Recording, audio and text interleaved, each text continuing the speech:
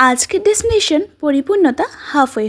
Rabindra Sadan metro station থেকে metro ধরে চলে এলাম শহীদ ক্ষুদিরাম মেট্রো স্টেশনে। সেখানে আমি আমার 2 রুমমেটের সাথে আমরা এবার একটা র্যাপিডো টোটো করে নিয়েছিলাম, যেটা কিনা মাত্র 27 টাকায় 3 জনকে পৌঁছে দিল সেই পরিপূর্ণতা হাফওয়ে হোম।